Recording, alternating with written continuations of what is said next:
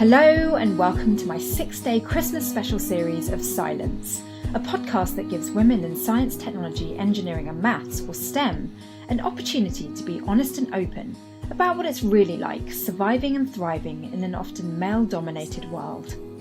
I've reached the half-year mark, which means that each week for the past 26 weeks, an incredible woman in STEM has shared her stories and experiences.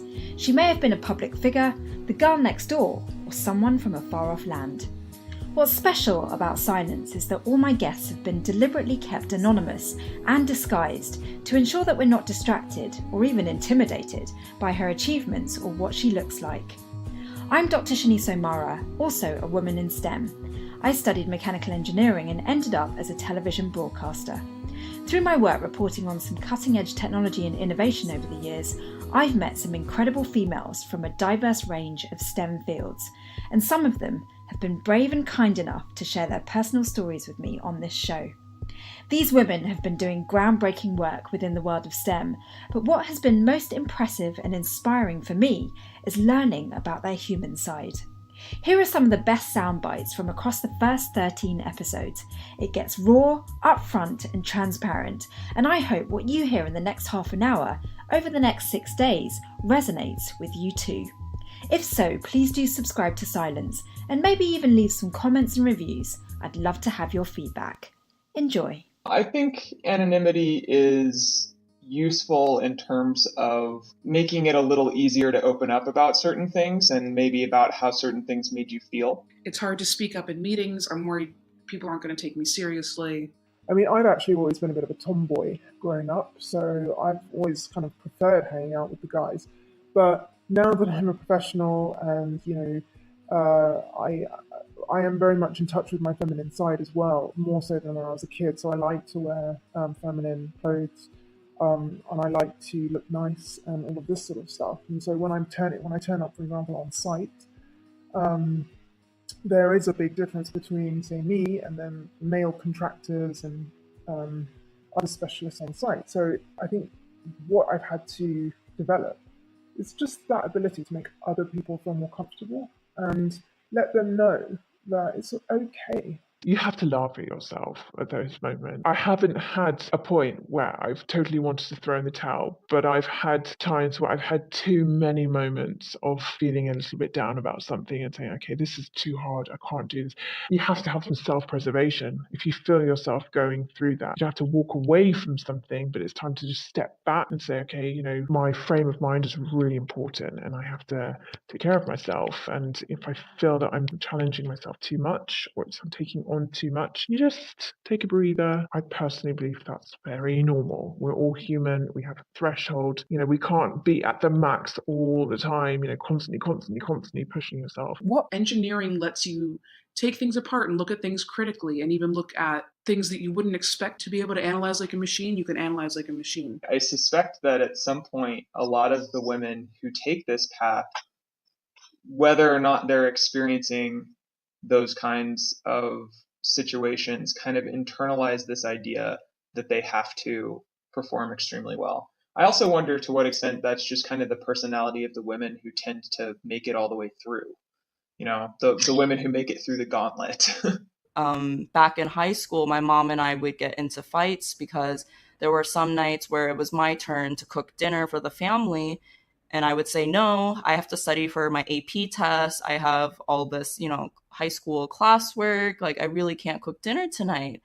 And I would get grounded from dinner. So there was this one time where I wasn't allowed to eat at my home anymore, because if I wasn't willing to cook and provide for my family, my mom would not do that for me. And so I would need to leave the house and go eat dinner at the neighbors or find food elsewhere so I can continue studying for my AP classes.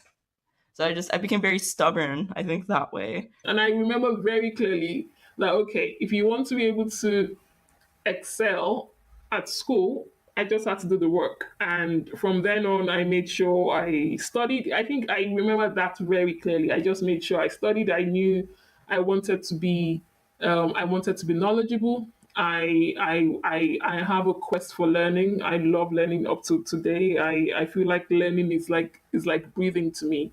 My advice would just have to start with, why not you? I don't know if I would do anything differently, because I think each step of the way led to where I am now. So it might have been like not the most desirable road traveled, because it did take a minute to get where I am. But I think it took like each step of the way to have like the understanding that I have today, and like this is where I want to be, because again, I think that's why I'm just so like focused, is because like this is the outcome that I'm working towards, is the outcome that I've worked really hard for, kind of thing. And again, I think that's my advice also, is like, I think it's people's inner voices that stop them from succeeding like way too much, because like I'm gonna say like 95% of the time our inner voices are not correct. Our inner voices are just society and self-doubt, and that's not something that should be listened to. If it doesn't come easily, like that doesn't mean anything. Like that doesn't mean that this isn't where you should be. It just means that you're going to have to work harder than the person next to you, kind of thing. But if it's something that you want, why not you? I was in a long-term relationship until my early 30s. And at that point, I really wanted to then go on and travel. And for various reasons, we broke up. And I think all that time in my 30s, if I'd have met somebody at that point, then, and it was the right person, and I think where I was at in life with what I wanted to fulfill, I suppose, from travelling. And I think my career was part of that, but it was a variety of things. It wasn't until I met my husband, and just literally I was about 37, that it just almost felt like it clicked into place. He was at the right point, I was at the right point. And it wasn't even that we rushed into having children. We did talk about really early on that just because of our ages, because it's equal on both sides, that we're both the same age. Just because of our ages, we shouldn't be rushing into that. But we were very fortunate that we were able to have children at the timing when we did. And I'd be a real advocate for that. Is I've got a sister who had children in her early 20s as well, so she's now going on to do. She's gone on and done her study, and she's got a master's in psychology. She's got an opportunity to do more, like a PhD through her work placement now. So she's gone and approached this a different way around. If you have to isolate that failure down to, what part broke, what equation did I use that wasn't right? What's the situation here? I guess if you use it as a driving force rather than like a reflection on your work, that's probably a more healthy attitude. And I, some years ago, heard a head of innovation from PricewaterhouseCoopers recall this story from Fermi, the scientist, which was that there is no such thing as failure. There's either data or discovery. The experiment either goes the way you thought it would or it doesn't, in which case you learn something. And I think that that's a better framing, frankly, because part of what it does is it puts the onus on the scientist or the person who's taking the risk to have a hypothesis. What are you trying to do? Are you trying to do something, and did it go the way you thought or not? And what did you try? What else can you try? And so the creativity that's necessary to keep finding your way forward towards data and discovery is a lifelong journey. You can apply it to relationships, right? I mean, you can apply it to anything. It's hard. I'll be honest. I have friends that have stepped out to raise children, and it was really hard to come back because things get updated, procedures, processes, how things are done. And so it's hard to get back in. And then I have other friends who maybe did it part-time, so devoted time to their kids, but worked part-time. So they always had a foot in the door. They may have not gotten as far as they would have had they not worked half days and taken some time off, but they were able to eventually get back to it and work to achieve their goals by just keeping their foot in the door. It's tough. I mean, I feel like early childhood's so important and you want to spend your time with your kids, but I have seen that it's tough to get back in the workforce when you take more than 2 years off in any field. And I've heard this from so many moms who have become stay-at-home moms. I think a lot of it is growing up and being able to do it in a controlled setting such as school. I wasn't the best student, but I pushed through. I was really happy with the grades. I was able to make personal goals and reach all those personal goals, and have done that my entire life. So it's like, if I've done it before, I can do it again and keep believing in myself, push past this hurdle. It may be from the outside looking like she's somebody who has nearly everything, but it's not just happened. It doesn't just happen to any one of us. By putting our effort in and focusing on things, I think that's where I truly do believe is, we can only do the best we can. And I suppose we're talking with a friend now who's, our friends who are in a situation where they do want to pursue a certain path, whether it is that they want to focus, say within the world of STEM, in that role, and therefore leave, I suppose, focus more on maybe having a family or meeting somebody or going off traveling or pursuing other interests. I suppose it's just taking it back and saying, well, what's stopping that for you, and just keeping yourself open to it. I can never speak on behalf of another woman or any other person to say, what would it be like if I hadn't had children, or what that must feel like for you. But I think it's just knowing that I focused on what was really making me happy, making sure I fulfilled that, and then I met my husband. But prior to that, there was times when I really did want to meet somebody, and I did feel lonely, and I did wonder if I ever would. But I just made sure that I continued to do the things I really loved doing. And I think I was just lucky to grab the opportunities when I could. But for me, I've never seen it as a competition. I mean, the only competition has always ever been with myself. And I think that it hasn't really bothered me whether there have been men or women around me. I don't think it's necessarily healthy to see a competition between the genders because, as I said, I think we all bring something great to the table. And if anything, we're on the same team, we're on the same side. But what we do need to focus our attentions on is how best to work together to kind of like optimize what we get from each other. And yeah, I mean, competition can be healthy, but I don't think it should be between the sexes. And also, a lot of the responsibility of keeping a home together usually falls on the woman.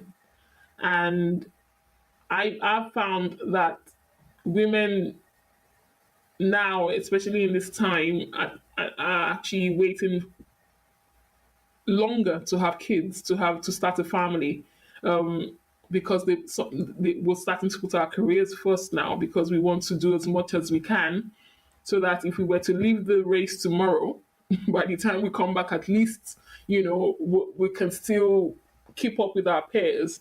So I think it's unfair, but this is the role of a woman. We are the ones who have the womb. We're the ones who can birth the children. So I think that sometimes puts us at an unfair disadvantage compared to men. So because again, if you leave your career, say maybe 6-7 years going after your PhD, and then you want to come back, you have to kind of catch up, first of all, with what's happened in the field. And then before you actually are eligible it will take a couple of years before you're eligible for a more senior position again. So yeah, I think this is my own theory that probably that's why men are in more senior positions than women in science or in STEM disciplines.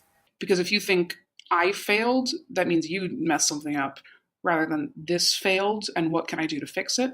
Everything kind of it comes from happiness and being happy, but also just being happy with everything you have in your life. So I just think like job satisfaction is super essential. Being happy with your group of friends and relationships, making sure there's no toxic people in your life. I think having it all in this day and age just requires being financially stable, living somewhere safe, and just being satisfied with your current situation and just being content. And I think I am almost there, and I'm I'm pretty happy, and I'm actually really proud to be almost fully content with what I have.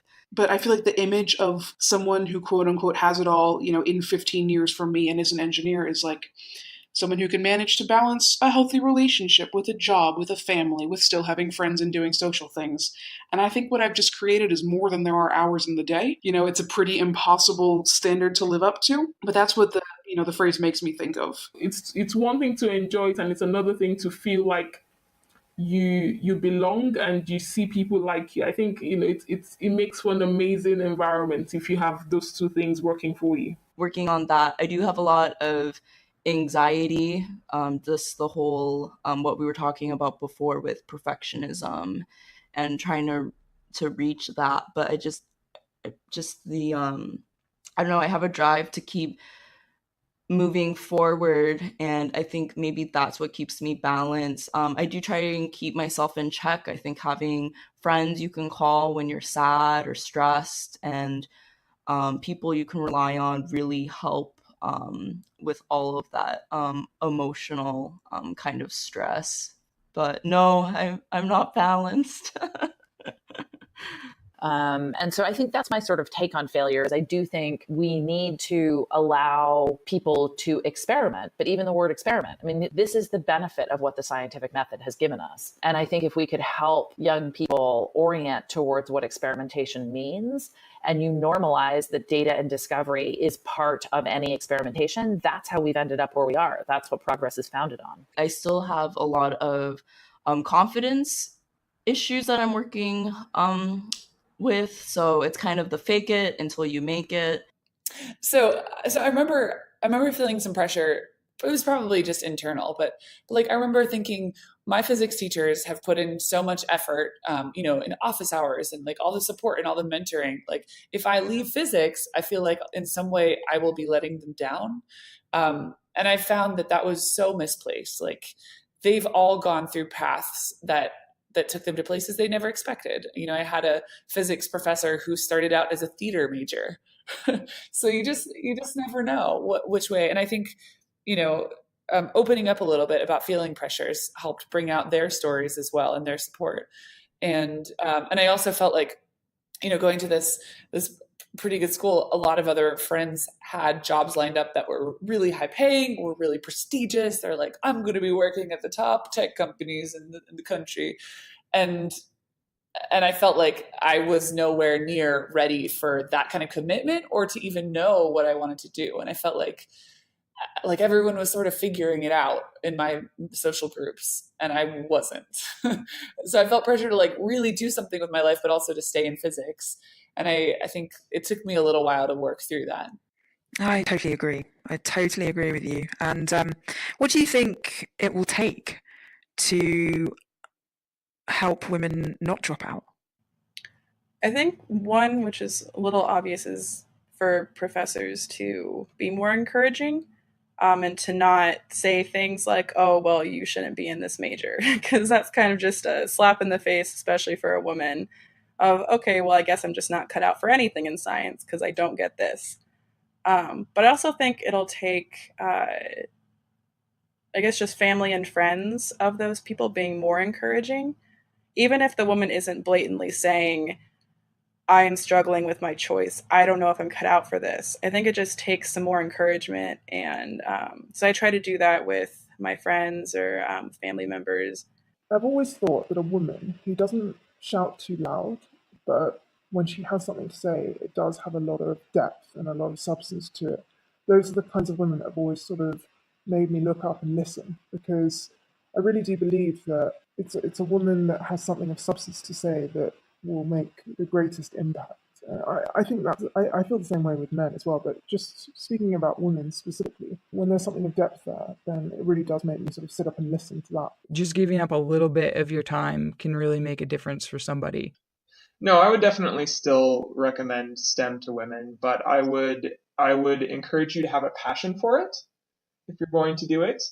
And I would remind people that taking care of themselves is really important, and that it's okay if you ask yourself periodically and reevaluate what your goals are based on what you want and what your needs are. I think it's difficult sometimes to get into a situation where we feel like we have to pursue a certain thing because we said at one point that we were going to. And if that thing is not healthy for you and it's not a thing that you want, then you should feel like you can change your mind. You can go in a different direction. That's okay. Making education fun was probably a pretty big thing that helped me. I think having it all for me means having a really good, healthy balance of a career that I enjoy, but also a social life that is completely outside of my career, and hobbies that are outside of my career, and things that are not just trying to push my career forward, and relationships that are not meant to support my career, but are meant to just be part of the human experience. So having a healthy balance in your life, I think, is, for me, is what having it all means. I think it's so important to encourage other women to go into STEM. It's such a rewarding and interesting field, and I feel like, maybe women are discouraged or intimidated, and I really don't want them to be. I want to share my experience to encourage more women to explore STEM fields as well as public health. I've regretted that at times I have wished to be other than what I am, and those are probably the darkest times. And I think that culturally, anyone who's blazing a trail in different ways, women are very quick to feel that they're in the wrong or they have no right to be there, and that's the thing to look out for. Is when you feel that, why is that so, and is that true, and what else could be true? I think what is really valuable is having people who are passionate about what they're doing, and I would love for any woman who has a passion for science and engineering to be able to pursue that, and to not feel as though she was dealing with a bunch of extra burdens for choosing that route over a different route. That's it for today. Isn't there something so liberating about letting your guard down and speaking your truth? It's not easy being in a minority as a woman in STEM or otherwise, but through this Christmas compilation series of 6 episodes, I hope you get some inspiration and comfort on how to be your best self and live up to your own fullest potential. Thanks for listening to my 6-day Christmas compilation series, and catch you tomorrow for episode 27 of Scilence.